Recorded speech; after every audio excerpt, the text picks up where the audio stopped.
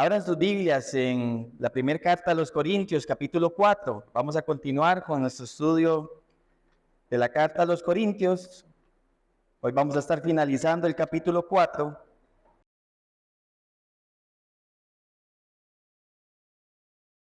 Primera de Corintios, capítulo 4, y vamos a leer los versículos del 14 al 21.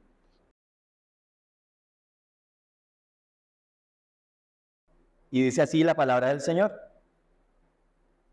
No les escribo esto para avergonzarlos, sino para amonestarlos como a hijos amados. Porque aunque ustedes tengan innumerables maestros en Cristo, sin embargo no tienen muchos padres. Pues en Cristo Jesús yo los engendré por medio del Evangelio. Por tanto, los exhorto, sean imitadores míos. Por esta razón, les he enviado a Timoteo, que es mi hijo amado y fiel en el Señor. Él les recordará mis caminos, los caminos en Cristo, tal como yo enseño en todas partes, en cada iglesia. Algunos de ustedes se han vuelto arrogantes, como si yo no hubiera de ir a verlos. Pero iré a verlos pronto, si el Señor quiere, y conoceré no las palabras de los arrogantes, sino el poder que tienen. Porque el reino de Dios no consiste en palabras, sino en poder. ¿Qué quieren? ¿Iré a ustedes con vara o con amor y espíritu de mansedumbre? Vamos a poner este tiempo en manos del Señor. Padre, tú eres bueno, eres nuestro Dios fiel, eres el Dios que cumple sus promesas, eres el Dios que ha dejado su palabra escrita para que un día como hoy, que la iglesia se reúne, podamos estudiarla juntos, podamos ver juntos cuál es tu intención en el texto y ver también cómo esa intención que aplicó para sus primeros oyentes aplica hoy para nosotros, siglo XXI. Gracias porque tu palabra es viva. Gracias porque tu palabra, Señor, que es inspirada, es útil para perfeccionarnos. Rogamos que tu Espíritu Santo nos guíe, que sea Él el que abra nuestros ojos para maravillarnos de tu palabra, que sea Él el que disponga nuestros corazones para ponerla en práctica y que todo esto resulte en tu gloria, Señor. Y así oramos en Cristo Jesús. Amén y amén. En casa tengo un pequeño escalador. Bueno, se está convirtiendo en un pequeño escalador. No creo que sea el próximo Warner Rojas, pero sí creo que es importante acompañarlo en esa etapa en la que se encuentra. Resulta que mi hijo Gabriel está aprendiendo a escalar los brazos del sillón. Y los que son papás ya saben lo que eso significa. Es algo preocupante para los que somos padres. Cuando Gabriel está intentando escalar el brazo del sillón, hay dos opciones que uno como padre tiene ante tal situación. Una es decirle, Gabriel, por ahí no se sube, punto, y hago una advertencia. Y la otra opción es decirle, Gabriel, por ahí no se sube, mira, ve por acá, de este lado es que te tienes que subir al sillón. Y eso es darle una advertencia, pero como una instrucción. Y la manera en la que como padres muchas veces advertimos a nuestros hijos puede marcar una gran diferencia en el rumbo que ellos toman. Si solo los advertimos, puede que ellos no consideren la advertencia, pero si los advertimos con una instrucción clara, puede que ellos en el camino consideren esa instrucción y tomen el camino o las decisiones correctas. Y creo que el texto de hoy tiene la intención de ayudarnos a ver la importancia de advertir, pero advertir de una forma que instruya, una advertencia instructiva. Y por eso esta mañana, hermanos, el propósito que tenemos alrededor de este texto es que aprendamos a amonestarnos e instruirnos bíblicamente para crecer a la imagen de Cristo. El propósito de esta mañana, lo repito, es que aprendamos a amonestarnos e instruirnos bíblicamente para que podamos crecer a la imagen de Cristo. Ya hemos visto en el contexto de esta carta que los corintios eran hijos de su época. Ellos están intentando agradarse entre ellos, no a la luz de lo que Pablo les había instruido cuando estuvo con ellos en Corinto, no a la luz de lo que otros habían instruido de parte de Dios, sino a la luz del elitismo de la época, del clasismo de la época, de la retórica de la época, y esto les ha causado que una división, están desunidos, no son del mismo sentido.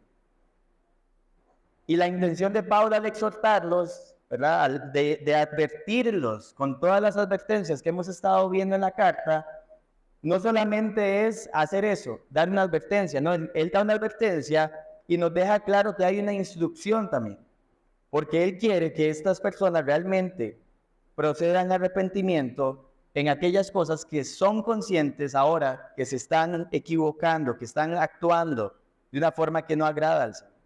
Y por eso, en primer lugar, hermanos, el primer punto esta mañana es que debemos amonestarnos, no de cualquier forma, es amorosamente y encarecidamente instruirnos para ser imitadores de Cristo. Y esto está basado en los versículos del 14 al 17 que acabamos de leer. Y como vemos en el texto, el propósito por el cual Pablo le ha escrito todas estas cosas a los corintios no es para que se avergüencen. Pablo no quiere que estas personas, al ser señaladas sus faltas, se turbe su ánimo. Ojo, aunque puede que algunos hayan sido turbados en su ánimo. ¿Por qué? Porque obviamente les estaba, como decimos popularmente, cayendo el guante. Y probablemente se estaban turbando, porque muchas de esas cosas tenían que ver con ellos. Pero él no escribe con esa intención. La intención con la que Pablo escribe era amonestarlos, o sea, advertirlos con respecto a su comportamiento para que cambien de dirección. Y esto es una instrucción, o más bien es una advertencia instructiva, como vemos en el título. Si los corintios, como vimos en capítulo 1, versículo 2, han sido llamados a ser santos progresivamente, es porque han sido habilitados para practicar arrepentimiento constantemente. Y esta es una característica de un creyente, una persona que ha sido santificada por Dios, llamada a ser santa de una forma progresiva, y eso quiere decir que por gracia tiene la capacidad de practicar constantemente arrepentimiento. Pablo en capítulo 1, versículo 10 también les hizo un ruego, les dijo, estén enteramente unidos, sean de un mismo sentir. Y hace un ruego específico. También les dijo que no les pudo hablar como a personas maduras, les tuvo que hablar como a niños espirituales en capítulo 3, versículo 1, y todo esto son parte de las advertencias que ha hecho. También les dijo, como parte de la instrucción, que cada administrador tenía que ser hallado fiel, tenía que ser hallado digno de confianza en capítulo 4, versículo 2. Y también vimos que en capítulo 4, versículos 6 y 7, les dice que no tienen que ser arrogantes los unos con los otros, porque no hay absolutamente nada que ellos tengan que no haya sido recibido por gracia. Y literalmente vemos a Pablo una y otra vez advirtiendo, señalando el pecado que está haciendo que la iglesia esté dividida. Los está amonestando, pero no lo hace de cualquier forma. Pablo lo está haciendo amorosamente. Y si ustedes ven la segunda parte del versículo 14, dice, si no para amonestarlos, dice, como a hijos míos amados. Ya Pablo en la carta les ha llamado hermanos. Ya hemos hablado de que a pesar del comportamiento de los corintios, no cabe duda de que eran hermanos en la fe. Pero ahora pone un tono todavía más íntimo y dice, no, ustedes no solo son mis hermanos, ustedes son mis hijos amados. Y cuando Pablo habla este término, amados, está hablando de un amor entrañable que hace que las personas tengan un alto aprecio, una alta estima por los demás.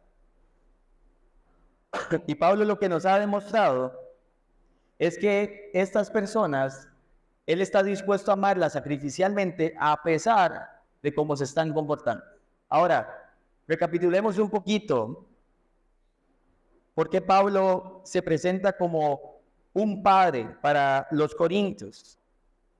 Habíamos visto al inicio, en la introducción a la carta, que en capítulo 18 de Hechos, versículo 11, Pablo nos cuenta que, bueno, Lucas nos cuenta que Pablo ha estado, ¿cuánto? 18 meses en Corinto.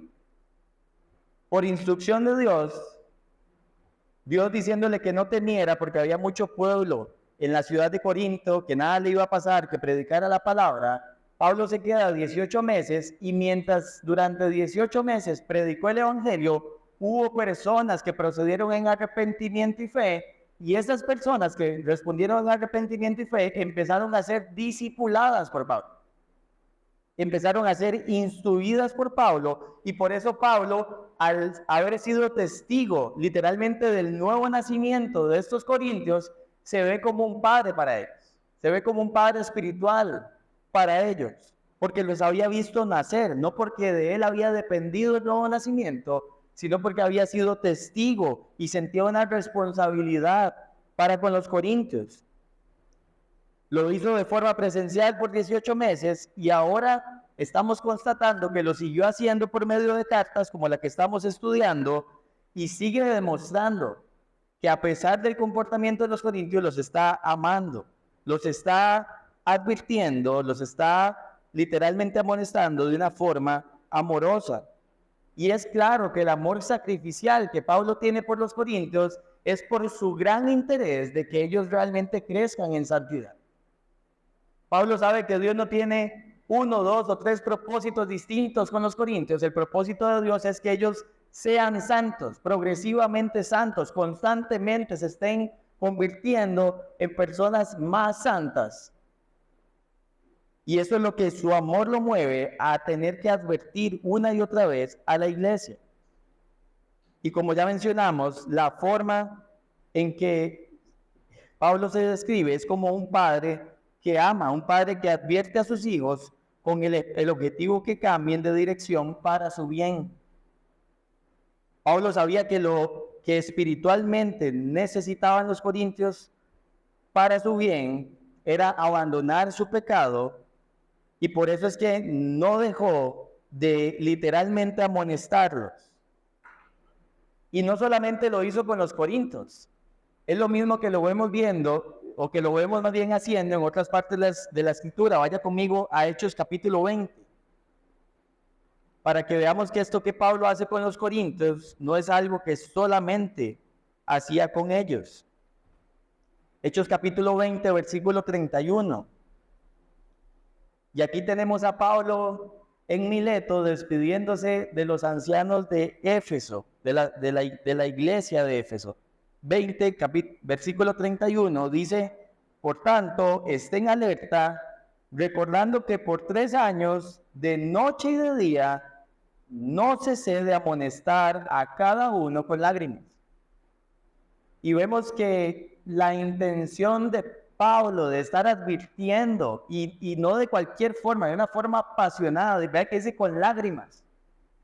Él realmente se ocupaba de instruir a los corintios para su santificación. Igual lo hizo en Éfeso, igual lo hizo en Tesalónica. Pueden anotar como referencia Primera de Tesalonicenses, capítulo 2, versículos del 10 al 12. Y lo que Pablo hizo en Tesalónica no es diferente de lo que hizo en Éfeso, no es diferente de lo que hizo en Corinto, que estamos estudiando hoy. Y lo que Pablo quiere es que ellos crezcan en santidad, o sea, que crezcan en piedad, o sea, que crezcan a la imagen de Cristo para que puedan llegar a imitarla. Y ese es el gran propósito por el cual les está advirtiendo amorosamente una y otra vez. Ahora, este verbo, vea que dice, volvamos a 1 Corintios, capítulo 4, y si ustedes ven en el versículo 16, dice: por tanto, los exhorto, sean imitadores míos. Y esta palabra sean es un verbo presente imperativo. O sea, lo que Pablo está diciendo es: corintios amados, por favor, constantemente imítenme. Constantemente, véanme e imítenme.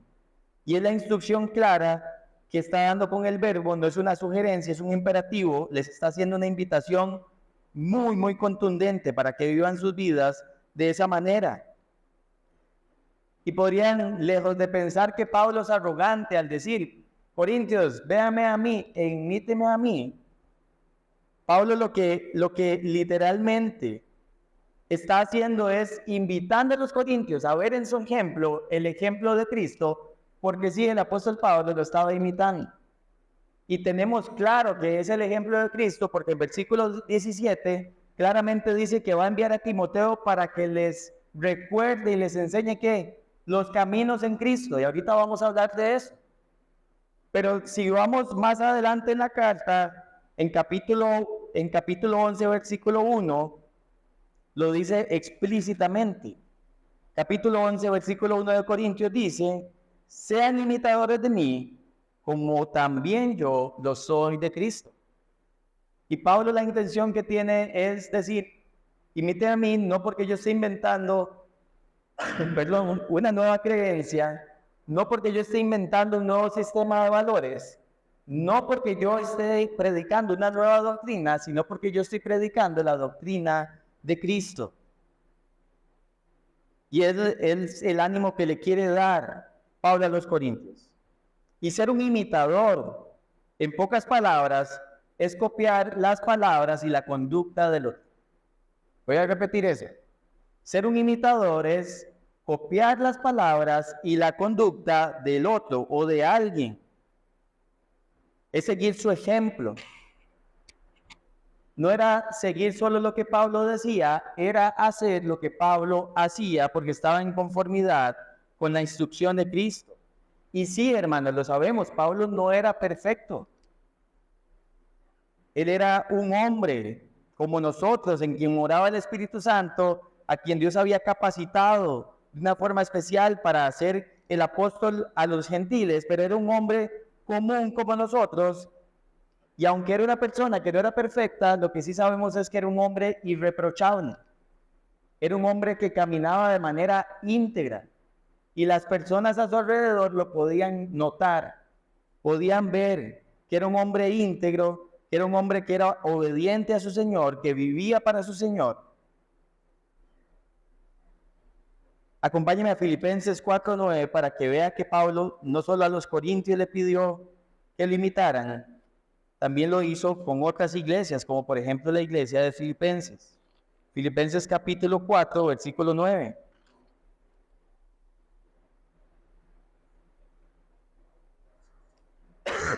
Perdón.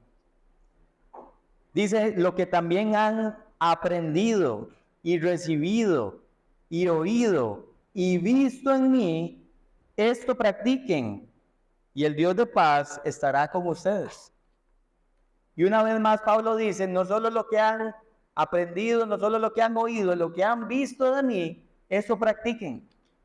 Y es una invitación a imitarle, porque es un hombre que está caminando en conformidad a nuestro Señor Jesucristo. Ahora, si vemos en el contexto inmediato, gracias Pablo, si vemos en el contexto inmediato los versículos del 11 al 13 del capítulo 4, podemos tener una idea de en qué está pidiendo Pablo primariamente que sea imitado. Vea capítulo 4, versículos del 11 al 13. Dice, hasta el momento presente pasamos hambre y sed, andamos mal vestidos, somos maltratados y no tenemos dónde vivir. Nos agotamos trabajando con nuestras propias manos. Cuando nos ultrajan, bendecimos. Cuando somos perseguidos, lo soportamos. Cuando hablan mal de nosotros, tratamos de reconciliar.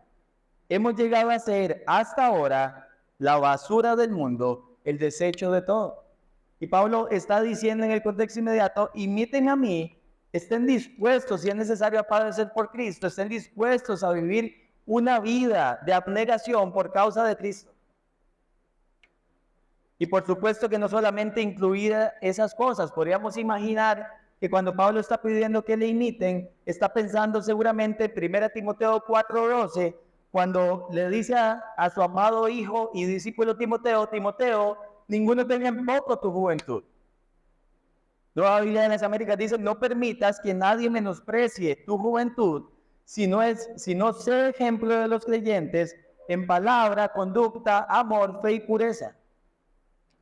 Y podríamos pensar que Pablo también tiene en mente, al animar a la iglesia de Corinto, invitarla a que a ser ejemplo, como él está haciendo de ejemplo, en la forma en la que habla, en la forma en la que se conduce, en la forma en la que ama, en la forma en la que expresa su fe con su vida en el Evangelio y en la pureza que también está manifestando con su testimonio.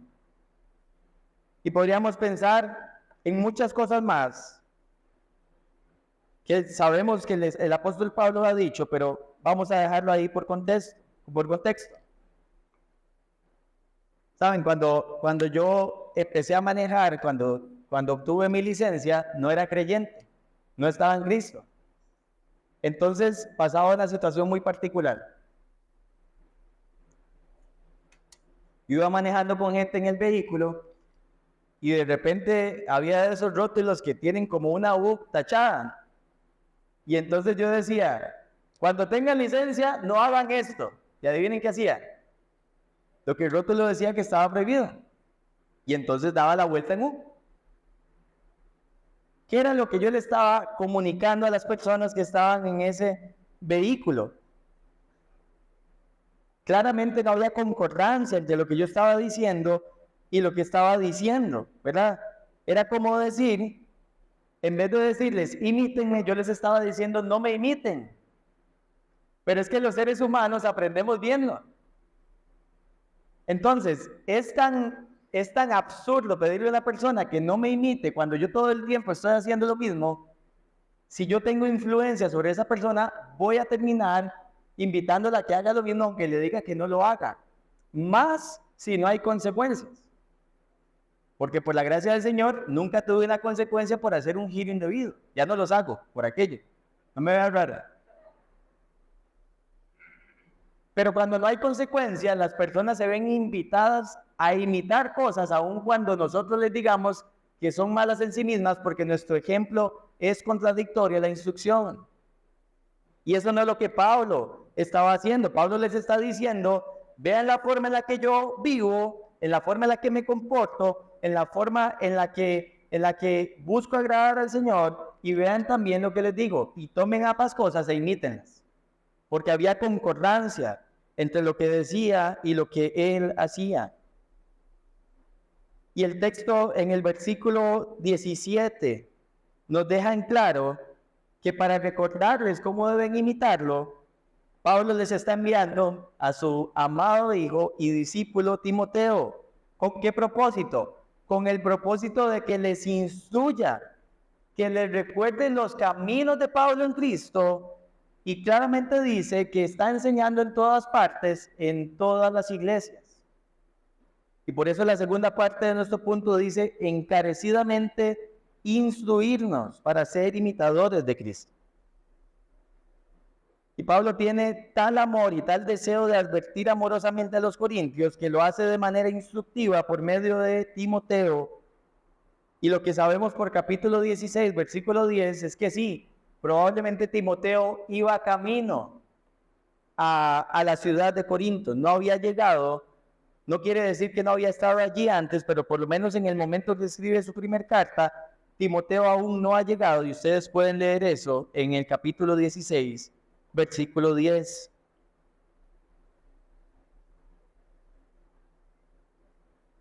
Si los corintios quieren entender cómo a Pablo le gustaría que fueran, entonces ahora el trabajo que Timoteo tiene por delante es recordarlo. Pablo en el capítulo 4, versículo 2, nos había mostrado la necesidad de que fueran mayordomos fieles, y en esta ocasión les recuerda que les envía a Timoteo que es que fiel en el Señor.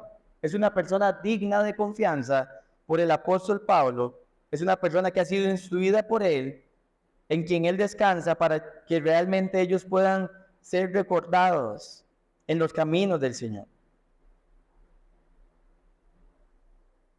A Pablo, hermano, lo que le preocupaba tanto para él como para Timoteo, como para los corintios, era que esta doctrina que ellos habían recibido estuviera teniendo una alta práctica.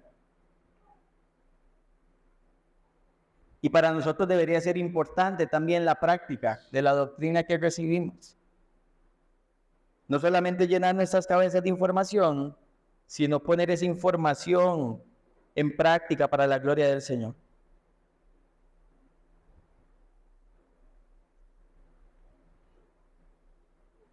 Para entender un poco este rol de advertencia e instrucción, hermanos, tenemos que pensar en el rol de un padre. Y probablemente muchos de los que estamos acá no tuvimos ese ejemplo en casa. Pero gracias a Dios no había que tener ese ejemplo en casa para entender la instrucción de la Escritura y poderla hoy por gracia practicar. Amén. Pero cuando pensamos en un padre responsable, pensamos en una persona que está advirtiendo a sus hijos, pero que no solo los está advirtiendo, sino que les está instruyendo para que ellos sepan cuál es el camino que deben seguir. Y en última instancia, si estos chicos al escuchar la advertencia y escuchar la instrucción no están dispuestos a escuchar, muchas veces este padre amoroso lo que hace es ¿qué? Disciplinar al hijo. ¿Para qué? Para que pueda considerar lo que se está diciendo. No estoy diciendo castigar, estoy diciendo disciplinar. Es diferente. Y de la forma en la que disciplinan puede ser el camino para que estos hijos que están considerando tomar malas decisiones desistan de su comportamiento. Y como les digo, para muchos suena utópico ese ejemplo, pero la realidad es que bíblicamente es lo que como padres somos llamados a hacer. Y es posible, por la gracia del Señor, vivir. ¿Cómo aplicamos esto, familia? En primer lugar, la primera aplicación que vemos a la luz de este texto es que Dios nos manda como iglesia a amonestarnos los unos a los otros o advertirnos los unos a los otros. Vaya conmigo a Romanos 15. Romanos capítulo 15, versículo 14.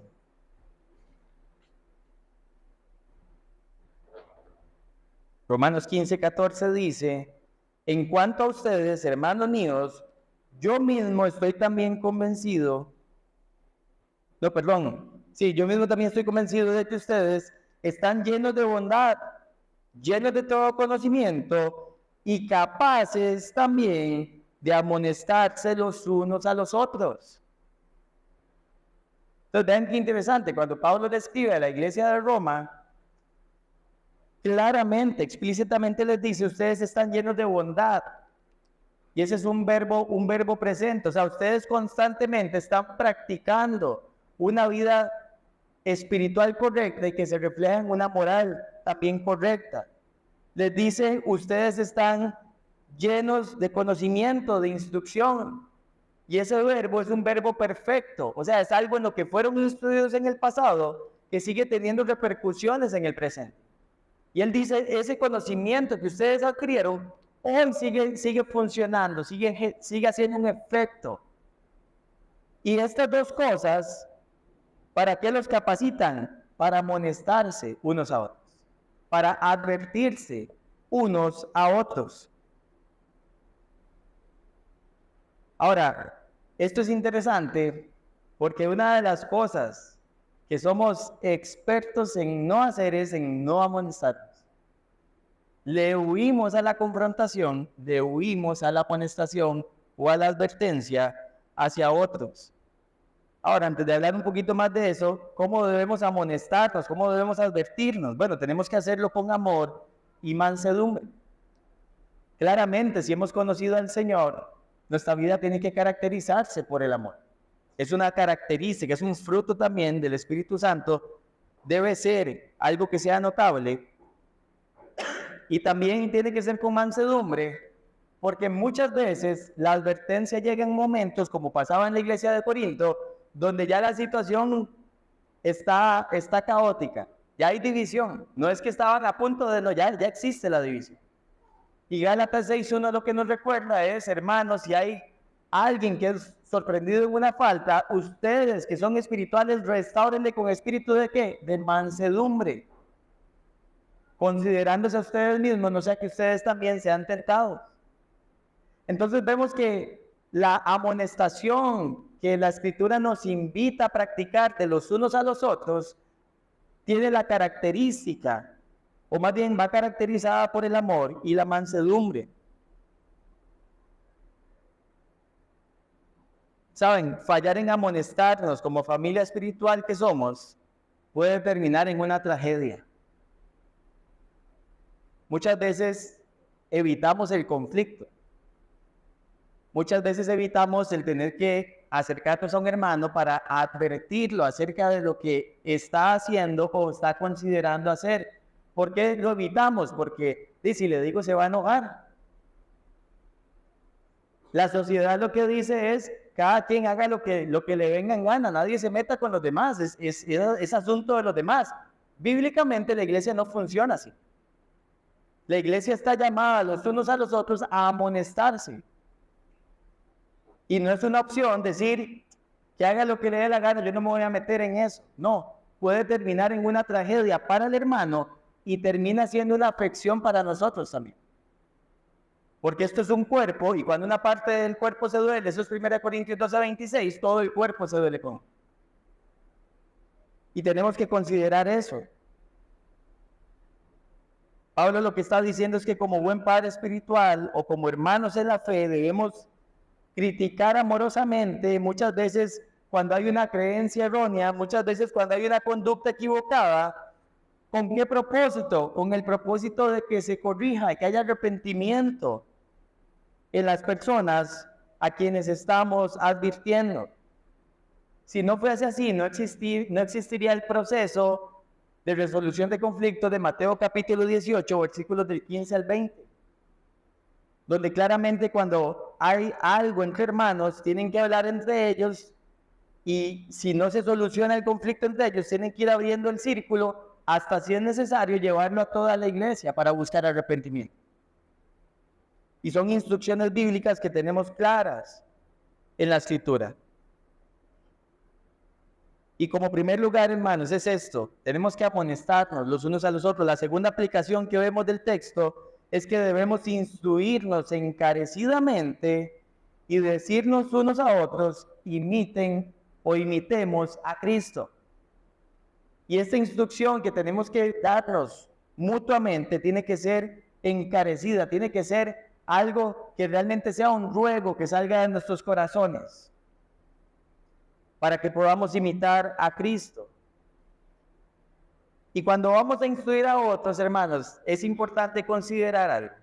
Si nosotros conocemos la Escritura para comunicársela a otras, asegurémonos de revisarnos a nosotros mismos de que estamos viviendo esa Escritura. Porque sería muy fácil llegar donde el hermano a decirle una verdad que yo mismo ni siquiera estoy considerando si yo necesito aplicarla a mi vida. La instrucción tiene que primero ver hacia adentro, tenemos que evaluarnos primero a nosotros mismos para ver si estamos viviendo eso que conocemos. ¿Y por qué razón? Porque somos llamados a ser ejemplo. Las personas a quienes predicamos el Evangelio en la vida cotidiana, en su trabajo, en la universidad, en el barrio, en la casa, donde sea, esas personas, el ejemplo que tienen de cristiano es a usted y a mí, no tienen a otro. Lo que nosotros les digamos acerca del Evangelio, ellos lo van a ver tipificado en usted y en mí, no tienen otro. Y por eso es tan importante asegurarnos de que estamos viviendo la Escritura. ¿Saben? Los niños de la congregación que hoy están arriba, estos niños necesitan ver jóvenes y adultos siendo ejemplares para ellos. Porque nosotros les estamos predicando el Evangelio a ellos también. Ellos se quedan aquí una vez cada 15 días. Allá arriba están recibiendo el Evangelio también. Y si nosotros no somos ejemplares y no los instruimos, no solo con palabras, sino con el ejemplo, probablemente estos niños terminen imitando lo que no queremos que imiten. Y repito, cuando vemos oportunidad de instruir a otros, tenemos que considerarnos a nosotros mismos. Y si nosotros no lo estamos practicando, los primeros que tienen que practicar arrepentimiento somos nosotros. Y decir, Señor, esto que yo tengo que ir a hablar con mi hermano, esto también es un pecado no arrepentido en mi vida y necesito pedirle al Señor que me dé su gracia transformadora para poder abandonarlo. Y de esa forma, ¿por qué no? Hasta juntos, caminar como hermanos, con esa humildad. Mira, vengo a decirte algo con lo que yo también estoy luchando. Eso no es ningún pecado. Necesito decirte algo que he notado, pero quiero practicar humildad y decirte que yo también lucho contra esto. Necesito que lo consideres y si lo tienes a bien, ¿por qué no caminemos juntos y empecemos a buscar cómo el Señor puede transformar esta situación? Eso es humildad. Y no se trata de poner mamparas de super espiritualoides cuando estamos batallando contra nuestro propio pecado. Y por eso la tercera aplicación es que no seamos orgullosos cuando alguien nos amonesta y nos instruye. Voy a repetir eso, no seamos orgullosos cuando alguien nos amonesta o instruye. Porque el orgullo lo que va a decir es, ¿quién te crees que sos para venir a decirme a mí eso? ¿Con qué autoridad venís a señalarme eso? Eso dice el orgullo, que tiene un concepto muy alto de sí mismo, tan alto que no se puede ver realmente como es. Una persona humilde lo que dice es, bueno, esto que este hermano me está diciendo, lo voy a considerar, es algo que Dios dice en su palabra, entonces necesito orarlo, necesito ver si realmente eso es lo que está pasando y entregar. Y necesitamos humildad para considerar lo que otros van a venir a amonestar o instruir.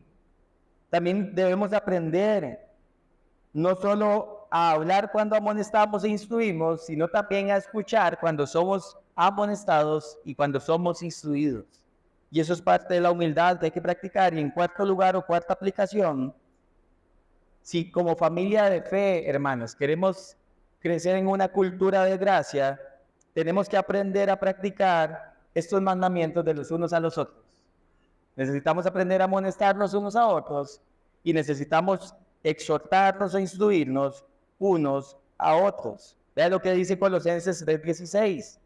La palabra de Cristo mora en abundancia en ustedes, enseñándose y exhortándose unos a otros en toda sabiduría. Y otra vez hay una instrucción de los unos a los otros para que haya exhortación y amonestación entre hermanos. Y sí, quizá al hacerlo, algunas personas se van a molestar. O, ¿por qué no nos vamos a molestar? Nadie está exento en este lugar.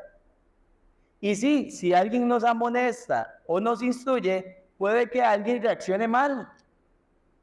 ¿Y sabe qué es lo que tiene que pasar si alguien reacciona mal? Resolverlo. Qué fácil suena, ¿verdad? No tenemos que evitar el conflicto a costas de ¿qué? De perder el temor a Dios. Si Dios da una instrucción a la iglesia de que se amonesten y se instruyan, eso está por encima de si el hermano se ofende o no. Temer a Dios es tomar en cuenta lo que Él dice, y si Dios dice, amonéstese y exhórtese de una manera amorosa, con mansedumbre, eso es lo que hay que hacer. Y si usted lo hace así, con conciencia limpia, si el hermano reacciona mal, no es su problema, es el problema de él con Dios. Y lo que va a pasar es que probablemente sea un momento incómodo, pero si este hermano que fue amonestado y fue instruido es un verdadero creyente, va a tener convicción de pecado y se va a arrepentir. ¿Y sabe qué va a pasar? Se van a reconciliar y vamos a seguir caminando juntos para la gloria de Dios.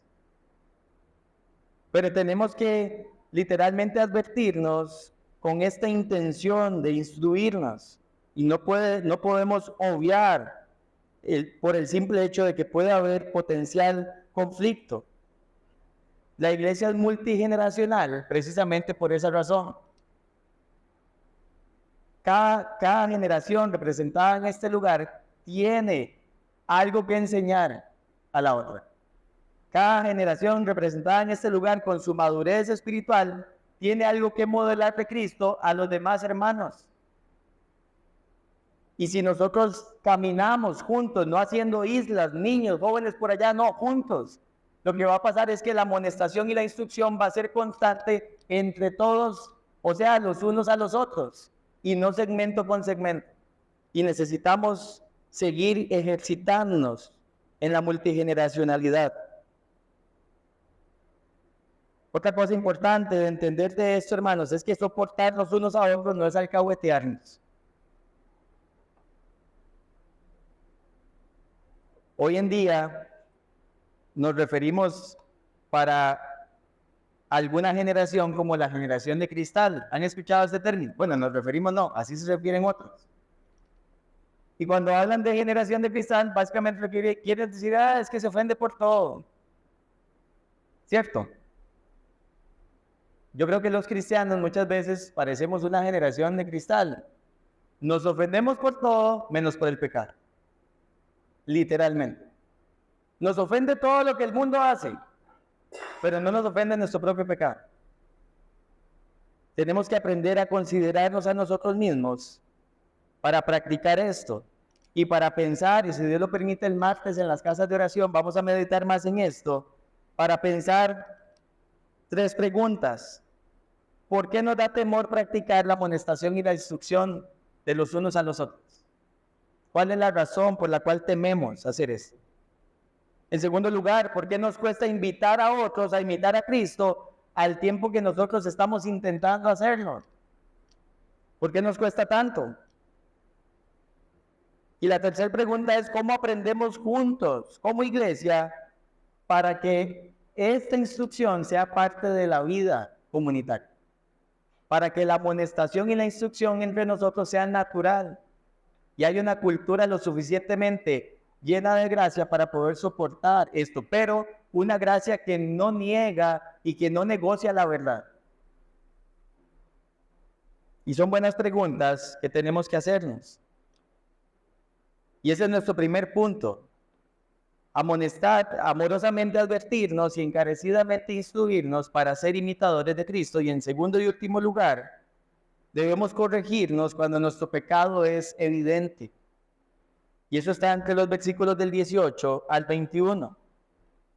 Y en estos versículos lo que vemos es que Pablo una vez más le recuerda o reafirma que los corintios están siendo arrogantes. Como si Pablo no fuese a volver a Corintio a verles y a estar con ellos. Y literalmente en el versículo 19, la parte B, dice, y conoceré no las palabras de los arrogantes. Y ese arrogantes en griego es el verbo, y es un verbo que es un verbo perfecto, o sea, es una acción que comenzó en el pasado, ellos comenzaron a ser arrogantes en el pasado, y siguen siendo arrogantes ahora. Es algo que no se ha detenido entre un grupo de personas en la iglesia de Corinto, y estas personas lo que reclamaban era que los dones dados en 1:5, don de palabra, ellos creían que eso era suficiente para encantar a las personas que estaban en la iglesia, pero Pablo claramente les dice, yo no voy a conocer las palabras de esos arrogantes o de esos orgullosos, sino el poder que tienen. Recordemos que una persona orgullosa es una persona, veíamos el ejemplo de una inflamación, ¿verdad? Cuando una parte del cuerpo está inflamada, uno no la puede ver tal cual es, la ve totalmente alterada. Una persona orgullosa es una persona que tiene una imagen de sí mismo distorsionada, alterada, como una hinchazón. Y Pablo lo que está diciendo es, si realmente estas personas que están jactándose de su palabrería son personas espirituales, lo que literalmente vamos a ver es al Espíritu Santo obrando por medio de sus palabras. Porque Pablo claramente tenía que el reino de los cielos no consistía en palabras, sino en el poder de Dios. Y cuando vemos a personas todo el tiempo hablando y haciendo exposiciones que aún consideren la palabra de Dios, pero no vemos transformación en las vidas de las personas, probablemente lo que se está predicando no es el verdadero, porque el evangelio tiene el poder de transformar, ¿no? Y Pablo tenía claro que no solo las palabras eran importantes, sino que una vida caracterizada por el control del Espíritu Santo evidenciara que esas palabras eran las palabras de Dios porque tenían poder, porque estaban transformando vidas, porque habían personas que estaban llegando a la fe. Y vean que claramente en el versículo 20 da la razón, porque el reino de Dios no consiste en palabras, sino en poder.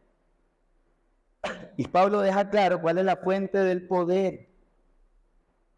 Hablando del reino, el reino de Dios, dice que este reino fue inaugurado por el Rey Jesús, el Mesías. Y un día, hermanos, cuando llegue el fin, Cristo literalmente entregará el reino a Dios Padre, después de haber destruido todo principado, toda autoridad y todo poder, y eso está en 1 Corintios 15, versículos 24 y 25. Lo pueden anotar como referencia.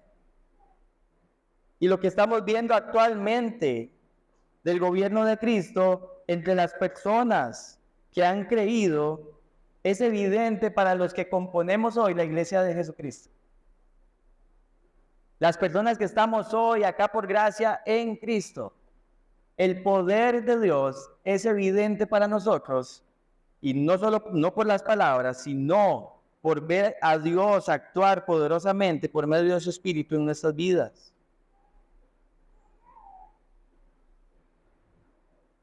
Saben, muchos de los que estamos acá crecimos en una época en la que las alcancías eran fácilmente saqueables. Que todavía estoy delatándome, yo no, pero no son ejemplos míos.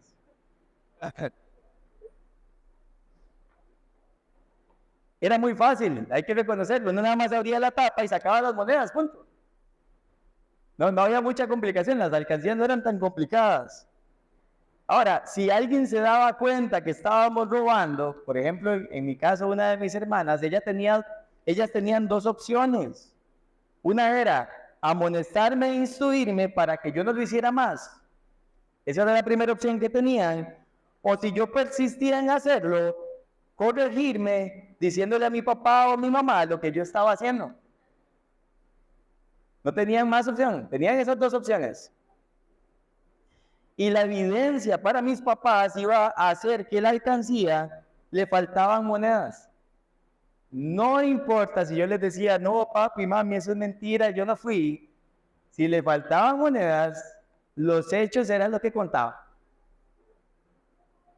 Y así pasa con nuestra vida espiritual, hermanos. Los hechos nos delatan. Lo que realmente están produciendo nuestras vidas, el poder que estamos viendo, el poder de Dios en nuestras vidas y a través de nuestras vidas, se hace evidente, está o no está, son los hechos. Y no podemos entonces escapar de una corrección cuando es evidente que nuestro pecado está totalmente expuesto, totalmente visible. La próxima semana, si Dios nos da vida, que entremos en el capítulo 5, vamos a hablar de disciplina eclesial, que es una de las marcas de la iglesia. Pero como preámbulo, que es esta última parte del capítulo 4, hermanos, tenemos que ver que la corrección se da cuando queda en evidencia una falta no arrepentida. No estamos hablando de una suposición. Estamos hablando de algo que es evidente, que es pecado, que la Biblia llama pecado y que no está arrepentido, como en el caso de los corintios, orgullo y constante, no arrepentido. Y aplicamos esto y terminamos. En primer lugar, la primera aplicación, nosotros debemos aprender a discernir cuando tenemos pecados no arrepentidos o cuando los hermanos están manifestando pecados no arrepentidos. Tenemos que aprender a discernirlos si queremos advertir e instruir al hermano. Necesitamos aprender a discernir. Y déjeme explicar un poco esto. Eso no es juzgar. Históricamente, cuando usted se acerca a una persona y le dice, mira, es que he notado que estás practicando tal cosa, la persona en vez de decir, voy a considerar si esto es así, inmediatamente dice, usted me está juzgando. Aun cuando a veces el juicio sea correcto. Pero la primera reacción es, me están juzgando. Y eso no es juzgar. Lo que uno hace cuando literalmente tiene enfrente una persona que está pecando constantemente, que es muy evidente, Llegar a advertir y amonestar o tener que corregir a este hermano no es juicio, hermanos. Se llama amor al hermano. Porque lo amamos tanto que no queremos que siga viviendo de la misma manera. Y de nuevo, para el mundo eso es ser un metiche. Pero ¿cómo hacemos cuando la Biblia nos instruye en estas cosas? Tenemos que practicarlas. Porque son para la gloria de Dios y para el bien de la comunidad. Amén. Entonces, literalmente lo hacemos por amor, porque estamos evidenciando o señalando algo, buscando el arrepentimiento del hermano, no buscando juzgarlo o acribillarlo o que se sienta mal y echarle la vagoneta de tierra encima. No, estamos buscando que él reconozca su pecado para que practique arrepentimiento y pueda caminar en libertad en la gracia. Y eso en primer lugar. En segundo lugar, no corregimos cuando hay un pecado evidente. Nosotros no corregimos con un sentido de superioridad moral. Lo que autoriza al creyente para corregir el pecado de otro, hermanos, no es si tiene autoridad moral o no. Sáquese eso de la cabeza. Nosotros funcionamos en el mundo por rangos, por jerarquías. Esto es mejor que yo, entonces lo voy a escuchar. No, en la iglesia eso no existe. Si la palabra de Dios lo dice, debemos considerarlo. Amén. Entonces, no lo hacemos con un sentido de superioridad moral, sino con un celo por la santidad y la unidad de la iglesia. Y esto es lo que movía a Pablo, el celo por la santidad de Dios, porque las personas fueran santas como Dios es santo, y el celo por la unidad de la iglesia. A nosotros nos debe mover eso. No nos tiene que mover el conocimiento o el que otros vean que yo sí sé o que sí tengo la capacidad de confrontar. No, nos mueve el amor por el Señor, por su santidad y por la unidad de su iglesia. A veces creemos que no confrontar es la mejor manera de mantener la unidad. ¿Sabe qué pasa con los años? Se quiebra. Cuando usted calla algo por años y pasan los años, eso es como tener una gotera siempre en el mismo lugar. Al principio solo vemos que cae en la superficie, con los años ha hecho un hueco, ha deteriorado sobre lo que está cayendo y ahora hay una grieta, ya no hay una gotera visible, ahora hay una grieta, hermanos. Se agrietan las relaciones cuando callamos. Y tenemos que tomar en consideración eso. Lo siguiente, hermanos, cuando vamos a corregir algo que es evidente, no tenemos que ser ligeros en señalar la situación. Por favor, seamos sabios, seamos prudentes. Antes de llegar a ir y conversar con el hermano que estamos considerando hacer, necesitamos orar, necesitamos pensar bien lo que estamos viendo, discernir si lo que estamos viendo realmente es pecaminoso o si es lo que yo creo que es pecaminoso. Necesitamos buscar la sabiduría de la palabra de Dios para ver cómo realmente atender esta situación. Y entonces, después de que hacemos todo esto, y probablemente algunas cosas más, vamos y hablamos con el hermano o con la hermana. Pero no es algo que hacemos apresuradamente, impulsivamente. Tenemos que discernir si realmente hay algo que corregir. O si es necesario antes de corregir, preguntarle al hermano directamente: mira, es que he notado que haces tal cosa. ¿Por qué lo haces? Preocúpese por conocer por qué la persona se está comportando como se está comportando. No asuma que lo está haciendo adrede. Tenemos que ser sabios y amorosos cuando estamos viendo situaciones. Una forma en la que corregimos, hermanos, es exhortarnos. Vean lo que dice Hebreos 3, versículos del 12 al 14. Hebreos 3, versículos del 12 al 14. Tengan cuidado, hermanas. No sea que en alguno de ustedes haya un corazón malo de incredulidad para apartarse del Dios vivo. Antes, exhórtense los unos a los otros cada día, mientras todavía se dice hoy. No sea que alguno de ustedes sea endurecido por el engaño del pecado. Porque somos hechos partícipes de Cristo, si es que retenemos firme hasta el fin el principio de nuestra seguridad. ¿Qué es lo que le está diciendo el autor de Hebreos a su audiencia? Les está diciendo, Primero, tengan cuidado, o sea, evalúense a ustedes mismos, considérense a ustedes mismos, que no sea que en sus corazones estén buscando apartarse del Señor. Lo segundo que les dice en el versículo 13 es: exhórtense los unos a los otros cada día. O sea, lo que les está diciendo es: infúndanse en este ánimo con ruego para que haya un cambio. ¿Cuándo? Cada día, constantemente, todos los días. ¿Cuál es la razón por la que los invita a exhortarse cada día? Vean que dice: no sea que alguno de ustedes sea endurecido por el engaño del pecado. En otras palabras, ¿saben qué pasa cuando no hay exhortación mutua? Nuestro pecado nos engaña a nosotros mismos y terminamos probablemente enterrados en él, totalmente sumergidos en el horno. Por eso es tan importante exhortarnos. Es un acto de amor, familia. Esto no es un acto de superioridad, prejuicio, es un acto de amor. Por amor a Cristo y también por amor entre nosotros mismos. Y tiene el propósito de que no nos endurezcamos por el engaño del pecado. Y en último lugar, aprender a corregirnos demanda amor genuino por cada uno de nuestros hermanos. Y aquí igual, sí. Yo no les puedo garantizar que como iglesia, mientras construimos una cultura de gracia, no nos vamos a equivocar en la forma que nos acercamos a advertir, a instruir y a corregir. No se los puedo prometer. Todos somos humanos pecadores en este lugar. Lo que sí les puedo asegurar es que si realmente estamos caminando en la gracia de Dios, aun cuando nos equivoquemos, ¿sabe qué va a pasar? Lo vamos a superar juntos. Vamos a practicar el mandato de perdónense unos a otros y vamos a avanzar en la fe para la gloria de Dios y para nuestro bien como creyentes. Pero no nos hagamos la ilusión de que no nos vamos a equivocar, porque lo vamos a hacer, ya lo hemos hecho, por lo menos yo. Y lo que esperamos es atender con humildad la equivocación.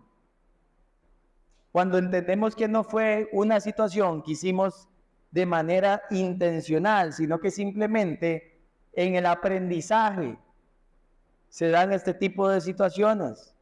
Pero ¿saben qué es lo más hermoso? Que aún esa equivocación nos va a hacer crecer y nos va a fortalecer como iglesia para la gloria de Dios. Y esa es la esperanza del creyente, que no se queda en su error, sino que Dios utiliza eso, lo convierte en algo para bien, para su gloria. Y tenemos que descansar en eso. Las iglesias que pretendemos ser sanas, practicamos los mandatos de los unos a los otros, no con temor al hombre, no pensando si la gente se va a enojar, o si nos va a rechazar, o si no va a volver, o si no me va a volver a hablar.